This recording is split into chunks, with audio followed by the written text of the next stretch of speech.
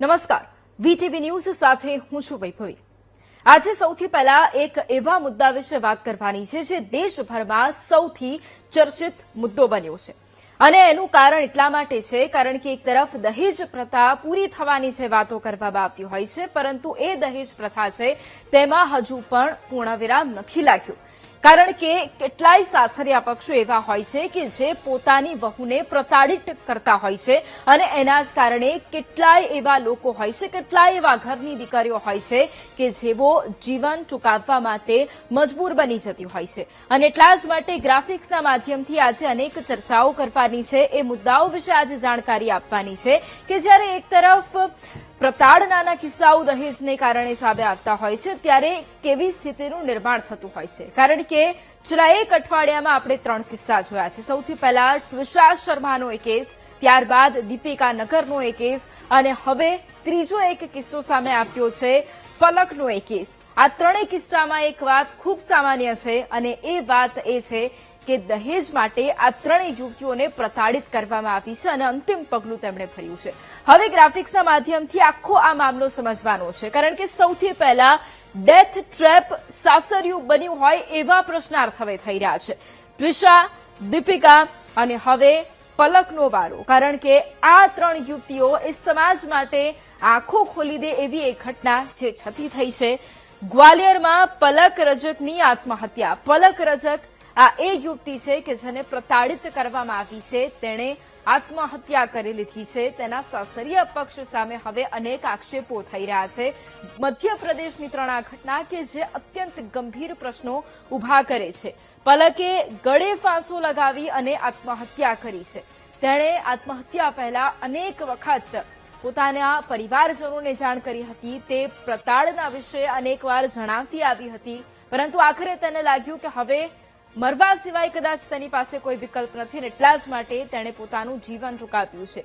માત્ર 21 વર્ષની ઉંમર હતી પલકની અને તેણે જીવન ટૂંકાવ્યું છે। તેના લગ્ન થયા એ સ્વપ્નની સાથે તેણે લગ્ન કર્યા હશે કે આગામી જીવન તેનું ખૂબ સુંદર રહેવાનું છે, પરંતુ દહેજથી પ્રતાડિત થતા એ માર સહન ન કરી શકતા, એ ત્રાસ સહન ન કરી શકતા તેણે આ પગલું ભર્યું છે। હવે આત્મહત્યા પાછળનું કારણ શું છે તો એ સમજી લઈએ। પલકના મૃત્યુ કેસમાં સાસરિયા પક્ષ સામે સૌથી પહેલા શંકાની સોય ચોંટી જાય છે અને એનું કારણ એ છે, જેમ મેં આગળ પણ જણાવ્યું એમ, કે દહેજ પ્રથા વારંવાર એ માંગણી કરવામાં આવતી હતી પલકના પરિવારજનો પાસે અને એ માંગણી પૂરી ન થતા છેલ્લે પલકને હેરાન અને શારીરિક અને માનસિક ત્રાસ આપવાની શરૂઆત કરી હતી। મૃત્યુના 20 મિનિટ પહેલા જ તેની માતાને પણ ફોન કર્યો હતો। તેણે પોતાની માતાને ફોન કરી અને આ મુદ્દે સ્પષ્ટતા કરી હતી કે કેવી રીતે તેને હેરાન પરેશાન કરવામાં આવી રહી છે, કેવી રીતે તેની ઉપર ત્રાસ ગુજારવામાં આવી રહ્યો છે। 14 એપ્રિલ 2025ના રોજ પલકના લગ્ન થયા હતા, એટલે 1 વર્ષનો એ માત્ર સમયગાળો અને માત્ર 1 વર્ષના સમયગાળામાં જ તેને ટોર્ચર કરવામાં આવતું હતું। લગ્નના થોડા મહિના પછી જ તેનું જીવન નર્કમાં ફેરવાઈ ગયું હતું। સામાન્ય રીતે એક દીકરીના સ્વપ્ન હોય લગ્ન પછીના ખૂબ સુંદર જીવન તેનું હશે, પરંતુ તેના સાસરિયા પક્ષે તેનું જીવવું હરામ કરી દીધું હતું કારણ કે જે ભીખ તેઓ માંગતા હતા તે તેમને મળતી ન હતી। આત્મહત્યા પાછળ ઉત્પીડનનો આરોપ પણ લગાવવામાં આવ્યો છે। સતત પલકના જે પરિવારજનો છે તે તેના સાસરી પક્ષ સામે આક્ષેપો કરી રહ્યા છે અને તેમની સામે ફરિયાદ પણ નોંધાવી છે અને ઉત્પીડનનો આરોપ લગાવ્યો છે। હવે સાસરિયા પક્ષના લોકો છે તે બ્રેઝા કારની માંગણી પણ કરતા હતા। લગ્નમાં પહેલેથી જ અનેક વસ્તુઓ તેમને આપવામાં આવી છે, પહેલેથી જ તેમને રોકડા હોય, દાગીના હોય, એ બધું જ આપવામાં આવ્યું છે, પરંતુ છતાંય ફરી એક વખત તેના જે સાસરી પક્ષના લોકો છે તે વધુ માંગણીઓ કરી રહ્યા હતા। જેમ મેં આગળ કહ્યું કે લગ્નમાં 2 લાખની કાર, 3 લાખનું ફર્નિચર છે તે પણ આપવામાં આવ્યું છે। સૌથી મોટી વાત અહીંયા એ છે કે એક તરફ સાસરિયા પક્ષને પહેલેથી જ લગ્નના સમયગાળામાં એ બધું જ આપવામાં આવ્યું જે એમણે માંગ્યું હતું, પરંતુ લગ્ન બાદ પણ તેમની માંગણીઓ યથાવત રહી। 2.5 લાખ રોકડા, 10 તોલા સોનું પણ આપવામાં આવ્યું છે। લગ્નના સમયગાળામાં બધું જ આપ્યું, પરંતુ છતાંય એ સાસરી પક્ષનું મન ન ધરાયું અને ફરી એક વખત તેઓ માંગણી કરતા જ રહ્યા અને આખરે પલકને મોતને ભેટવું પડ્યું। સાસરી પક્ષના લોકો પલકને મારતા હતા। સાસરી પક્ષ દ્વારા માંગણી કરવામાં આવતી હતી. જો એ માંગણી પૂરી નથી થતી તો ત્યારબાદ તેઓ પલકને શારીરિક અને માનસિક ટોર્ચર કરતા હતા. હાઈ સ્ટાન્ડર્ડની સાસરી પક્ષની માંગ હતી. લગ્ન સમયે પણ તેમની એ જ માંગ હતી કે તેમને ખૂબ હાઈ સ્ટાન્ડર્ડ રીતે લગ્ન કરવા છે, તેમનું જીવન પણ એવું હોવું જોઈએ અને જો એમાં થોડી ઘણી પણ કચાશ રહી જાય તો તેઓ સીધો અટેક પલક પર કરતા હતા. પરિવારજનોને પણ તેઓ ધમકાવતા હતા અને જો ન માને તો તેને મારતા હતા. મૃત્યુ પહેલા પલકના જે છેલ્લા શબ્દો છે એ હું આપને હવે જણાવી રહી છું. પલકે પોતાની માતાને કોલ કર્યો હતો અને તેને એ કહ્યું હતું કે મમ્મી, આ લોકો મારી સાથે લડી રહ્યા છે અને મારા માટે પંખો લટકાવી રહ્યા છે. તેણે પહેલેથી જ એ વાતની સ્પષ્ટતા કરી હતી કે તેની સાથે કંઈક અજુગતું થવાનું છે, કારણ કે એક તરફ તેને મારી તો રહ્યા છે પરંતુ એ ફાંસીનો ફંદો પણ તેની માટે તૈયાર કરી રહ્યા છે. તેણે પોતાની માતા સાથે સ્પષ્ટપણે એ વાત કરી હતી તેણે સ્યુસાઇડ કરતા પહેલા.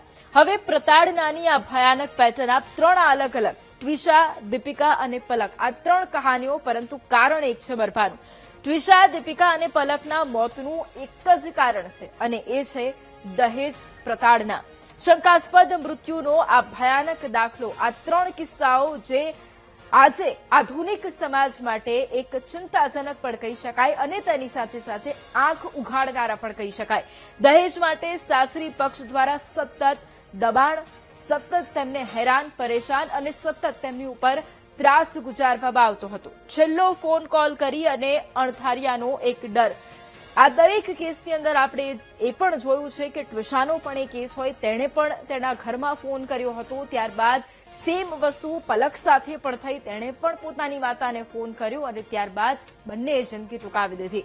હવે 12 મે પલકે છેલ્લે માતાને ફોન કર્યો હતો. પોતાની માતાને કઈ રીતે તેને પ્રતાડિત કરવામાં આવી રહી છે તેના વિશે જણાવ્યું અને બાદમાં તેણે સ્યુસાઇડ કરી લીધું. પરંતુ પરિવારજનો એ કહી રહ્યા છે કે તેણે સ્યુસાઇડ નથી કર્યું, તેને હત્યા કરવામાં આવી છે. સાસરિયાઓ પરેશાન કરતા હોવાનો એક ગંભીર આરોપ લગાવવામાં આવ્યો.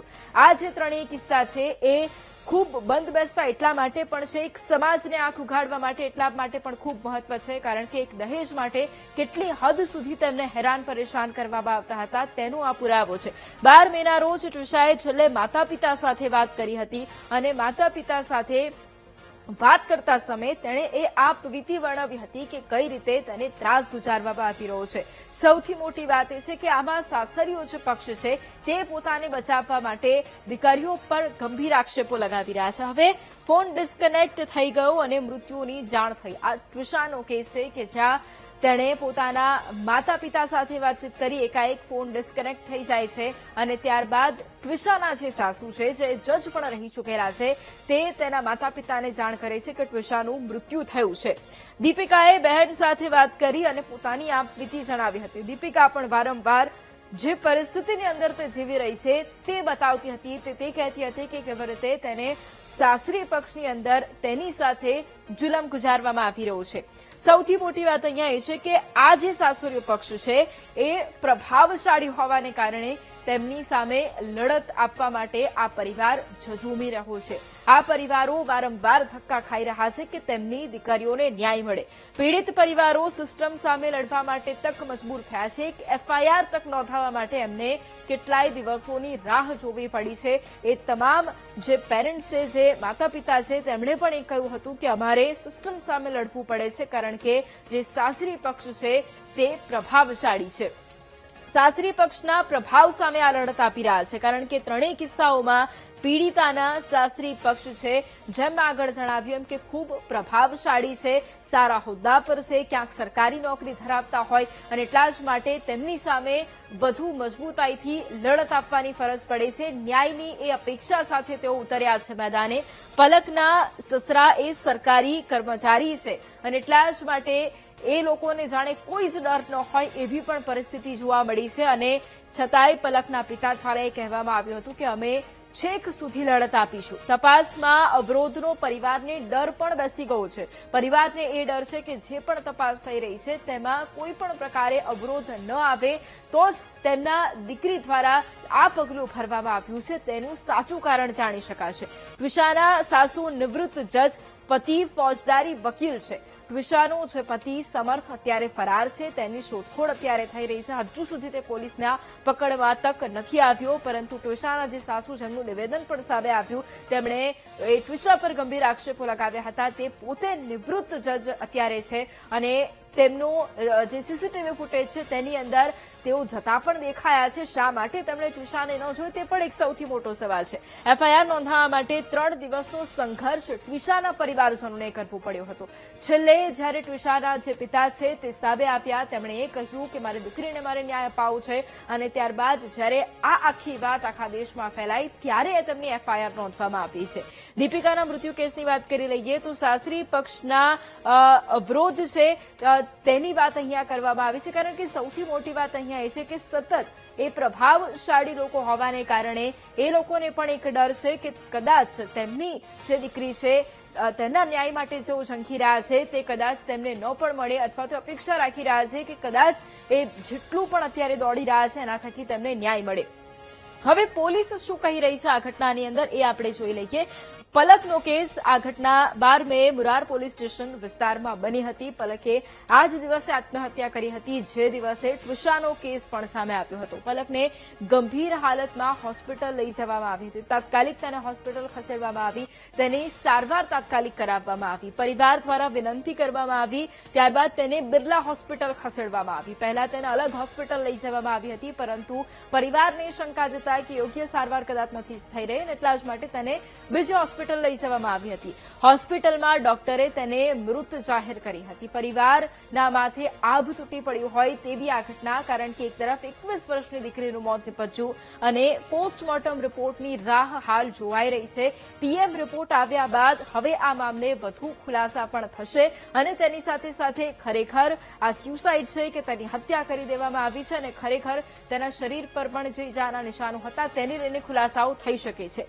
ટ્વિશાની ડેથ મિસ્ટ્રી હવે આપણે સમજી લઈએ. ટ્વિશા શર્માના મોતનો મામલો પણ સતત એટલા માટે સમગ્ર દેશભરમાં ગરમાયો છે, કારણ કે તે પોતે એક્ટ્રેસ રહી ચૂકી છે અને તેની સાથે સાથે તેના જે સાસુ નિવૃત્ત જજ, તેનો પતિ ફોજદારી વકીલ, અને જ્યારે એ સીસીટીવી ફૂટેજ સામે આવ્યા ત્યારે સમગ્ર દેશ હચમચી પણ ગયો. પોસ્ટમોર્ટમ રિપોર્ટમાં તેના શરીર પર ઈજાના નિશાન પણ જોવા મળ્યા છે. પરિવારજનો દ્વારા ફરી માંગ કરવામાં આવી હતી કે તેનો પીએમ રિપોર્ટ ફરી કરવામાં આવે અને તેનો પીએમ રિપોર્ટ ફરી કરવામાં આવ્યો અને પરિવારજનોએ હત્યાની આશંકા પણ વ્યક્ત કરી છે. સતત પરિવારજનો, ટ્વિશાના પરિવારજનો એ કહી રહ્યા છે કે તેમની દીકરીની હત્યા કરવામાં આવી છે, તેણે સ્યુસાઇડ નથી કર્યું અને સાસરી પક્ષે પોતાનો બચાવ કર્યો છે. એક તરફ ટ્વિશાના પરિવારજનો કે જે આ વેદના સહન કરી રહ્યા છે તેઓ આક્ષેપ લગાવી રહ્યા છે અને તેની વચ્ચે જે સાસરી પક્ષ છે, ટ્વિશાના સાસુ દ્વારા એ કહેવામાં આવ્યું છે કે તેણે આત્મહત્યા કરી છે અને એની સાથે કોઈ લેવા દેવા નથી. મૃત્યુ પહેલાના જે છેલ્લા સીસીટીવી ફૂટેજ હતા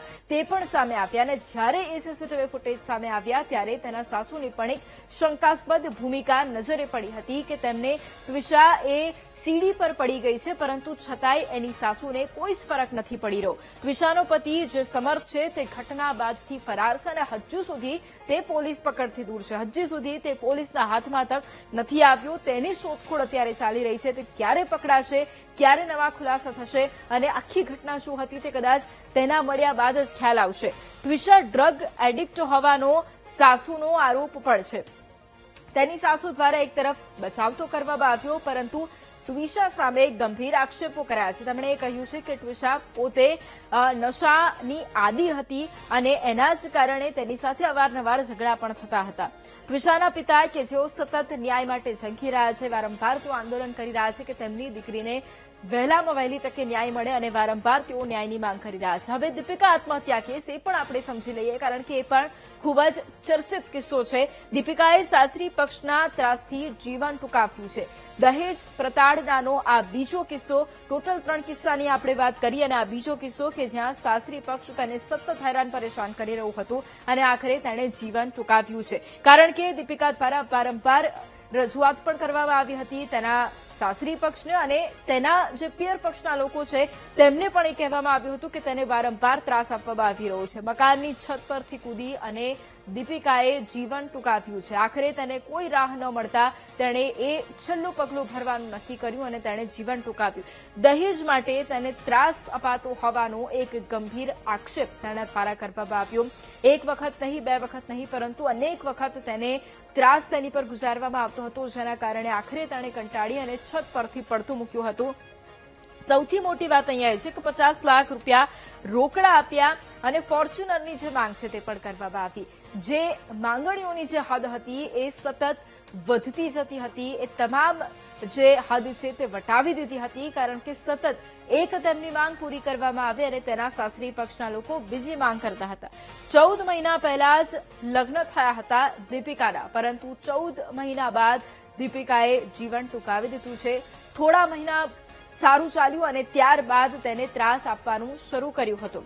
પહેલેથી જ દીપિકાના પિતા દ્વારા લગ્નમાં કરોડો રૂપિયાનો ખર્ચ કરવામાં આવ્યો હતો. પહેલેથી જ અનેક ખર્ચ અને ખૂબ બધી વસ્તુઓ તેના પરિવારજનોને આપવામાં આવી હતી. લગ્નમાં કાર, લાખોના દાગીના પણ આપવામાં આવ્યા હતા, પરંતુ છતાંય દીપિકાના સાસરી પક્ષના લોકોનું મન નહોતું ભરાયું અને તેને આત્મહત્યા કરવા તેમણે મજબૂર કરી દીધી. દીપિકાના પરિવારે સમાધાન કરવાનો પણ પ્રયાસ કર્યો હતો. જ્યારે દીપિકાએ પોતાના પરિવારજનોને, ખાસ કરીને તેમના બહેનને આ વાત જણાવી, ત્યારે તેમણે સમાધાન માટેના પ્રયાસો કર્યા હતા. મૃતકના પિતાએ હવે આ મુદ્દે પોલીસ ફરિયાદ પણ નોંધાવી છે, એ આશા સાથે કે દીપિકાને વહેલામાં વહેલી તકે ન્યાય મળશે અને જે પણ અપરાધીઓ છે તેમની સામે કડકમાં કડક કાર્યવાહી કરાશે. હવે સૌથી મોટો સવાલ એ છે કે હજુ કેટલી ત્વિષા અને દીપિકા, કારણ કે લગ્નના વિડીયો હવે પરિવાર માટે એક યાદો સમાન બની ગયું છે, કારણ કે ખૂબ ખુશીથી લગ્ન કર્યા અને આ ત્રણેય કેસની અંદર જોયું કે 1 થી 1.5 વર્ષનો માત્ર સમયગાળો હતો અને આ ત્રણેય યુવતીઓએ જીવન ટૂંકાવ્યું. સતત જે દબાણ વધી રહ્યું છે એ દીકરીઓ માટે હવે ઘાતક બન્યું છે.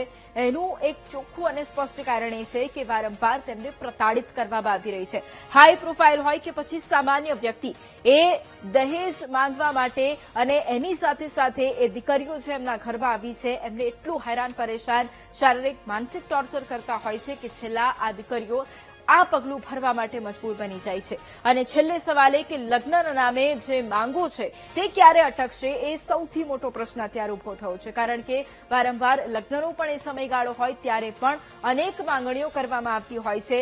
એ કહેવામાં આવતું હોય છે કે અમારા દીકરાને કે અમારા પરિવારને આ વસ્તુઓ તમારે આપવી પડશે, પરંતુ તેની સાથે સાથે જ્યારે એ માંગણીઓ નથી સ્વીકારાતી ત્યારે કેવી રીતે તેમને પરેશાન કરવામાં આવતા હોય છે તે પણ એક સૌથી મોટો પ્રશ્ન અહીંયા ઉભો થતો હોય છે. અને એ જે ઘટનાઓ છે કે જ્યારે હવે આ સૌથી મોટો પ્રશ્ન ઉભો કરી રહ્યો છે. હવે આખી આ જે ઘટનાઓ સમજી એ સમાજ માટે પણ આંખ ઉઘાડનારી ઘટનાઓ છે, કારણ કે આવી ઘટનાઓ, આ 3 કિસ્સાઓ, પરંતુ હજી કેટલી એવી ત્વિષા, કેટલી એવી દીપિકા અને કેટલી એવી પલક હશે કે જે હજુ પણ પોતાના સાસરી પક્ષથી